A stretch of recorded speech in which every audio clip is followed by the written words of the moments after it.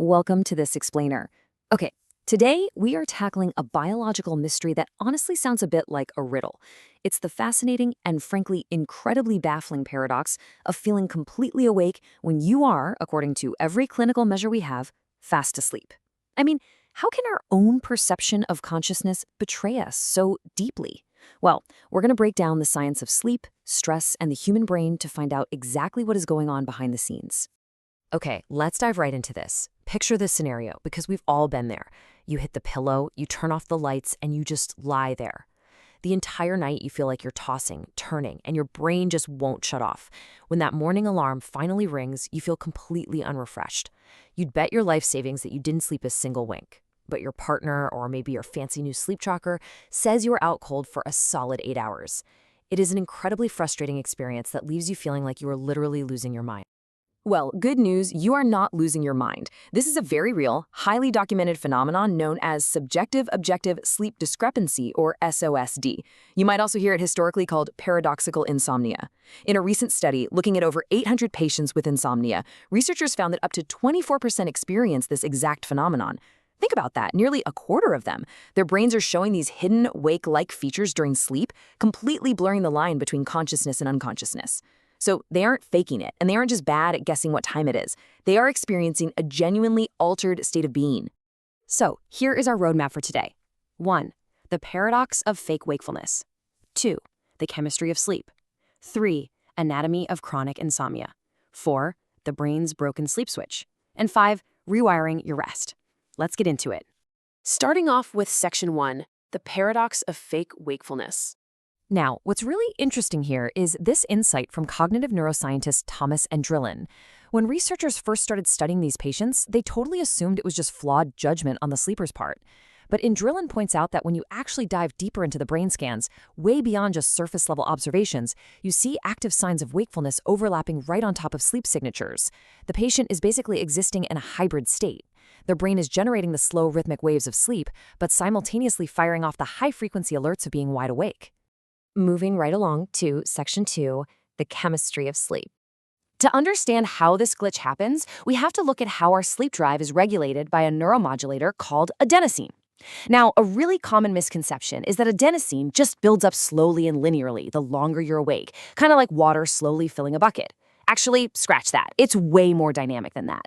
Its levels respond incredibly fast to your current state of vigilance. If you're highly alert at minute 0, your extracellular adenosine actively drops. But if you relax and your vigilance drops by minute 30, adenosine immediately rises to promote sleep. By minute 60, you can experience a complete state change. It's an incredibly fast, highly reactive system. So how does this process change when we introduce the world's most popular drug? Well, it creates an absolute turf war in your brain.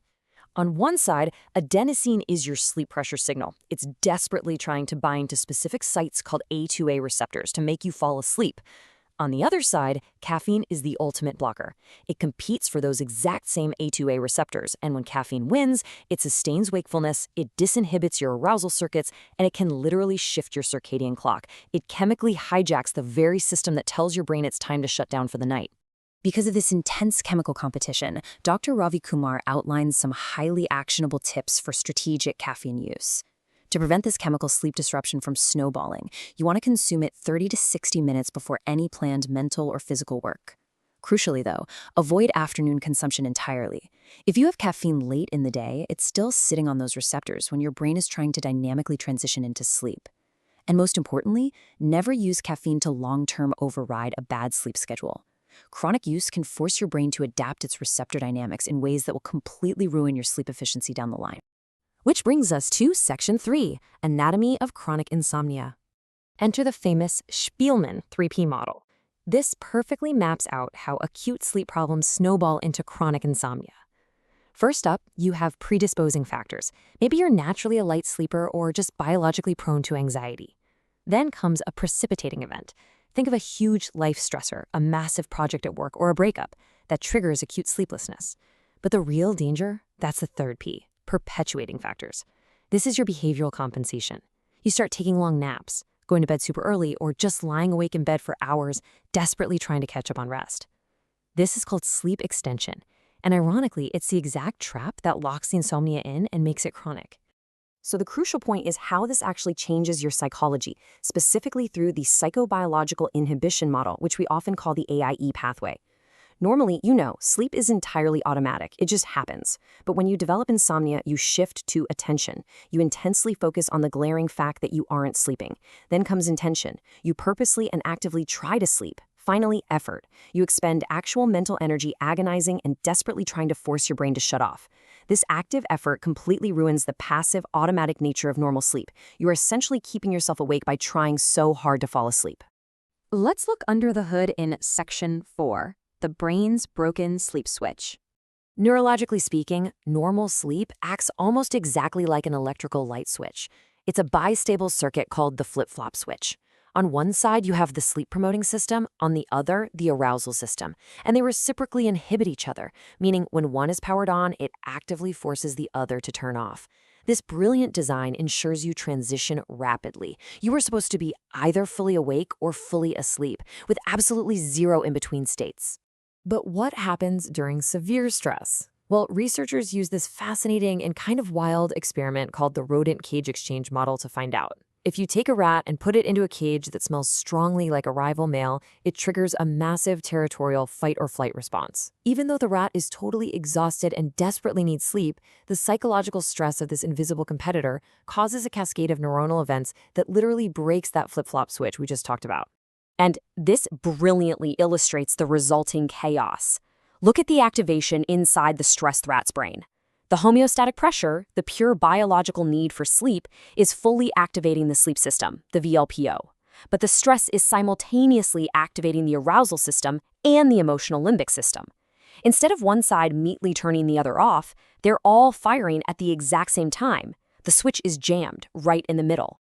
As researchers noted, this creates a novel intermediate state that differs from both normal EEG sleep and wakefulness. Now, connect this right back to those human patients we discussed at the very beginning.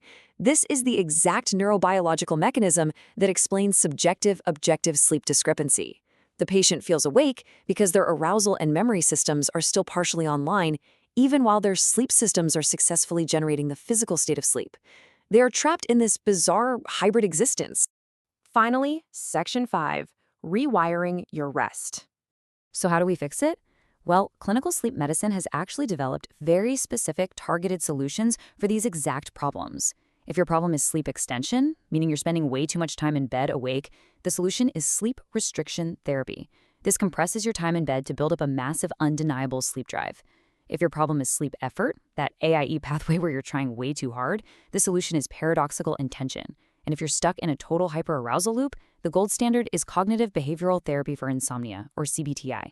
Let's distill this into some real, actionable takeaways. First, CBTI is an absolute game changer for breaking the cycle of chronic insomnia.